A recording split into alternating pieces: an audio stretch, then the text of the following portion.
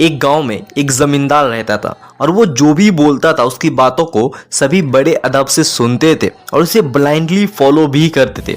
Basically उनके पास बहुत सारा पैसा था।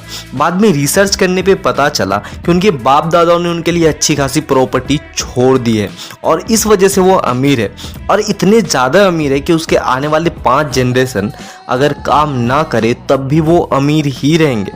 अब हम अपनी रियलिटी पे आते हैं। अगर आप ये वीडियो देख रहे हो तो मैं मान के चलता हूँ कि आप भी मिडिल क्लास हो और आपकी एज भी 20 से 30 के बीच ही है। आपको पता है प्रॉब्लम कहाँ है? हम मिडिल क्लास जितने भी पैसे कमाते हैं उन सभी को खर्च कर देते हैं और फिर उसके बाद पैसे के लिए सोचते रहते हैं। तो सॉल्यूशन क्या है?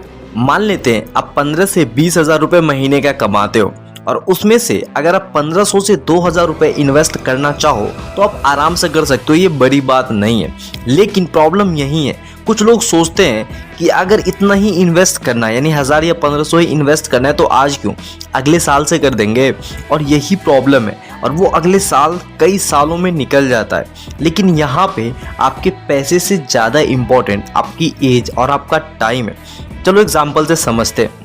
मान लो आपकी एज 20 साल है और आप सिर्फ 100 रुपये यानी ओनली 100 रुपये हर महीने इन्वेस्ट करोगे 40 साल तक और अगर उस पर 20% का रिटर्न मिलता है तो उसकी वैल्यू 40 साल बाद होगी 1,70,00,000 रुपए। सिर्फ 100 रुपये इन्वेस्ट करने से आप सोच के देखो, इस 100 रुपये को तो आप चाय पीने में ही गवा देते हो। I mean, अगर इस 100 रुपये से ज़्यादा तो आप चाय पीने में ही लगा देते हो, लेकिन फिर भी ये 100 रुपये की वैल्यू 40 साल बाद 1,70,00,000 हो सकती है।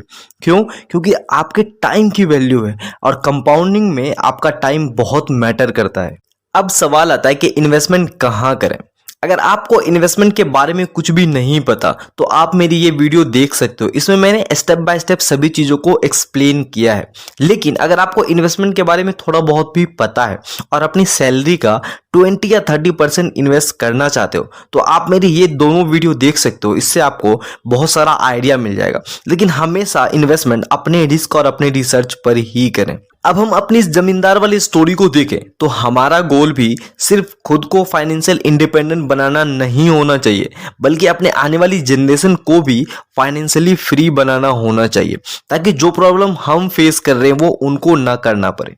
वीडियो अगर इन्फॉर्मेटिव लगी हो तो लाइक करने के साथ साथ अपने आलसी दोस्तों के साथ शेयर जरूर करना और नीचे लाल वाले सब्सक्राइब के बटन को दबाना मत भूलना। Thank you so much.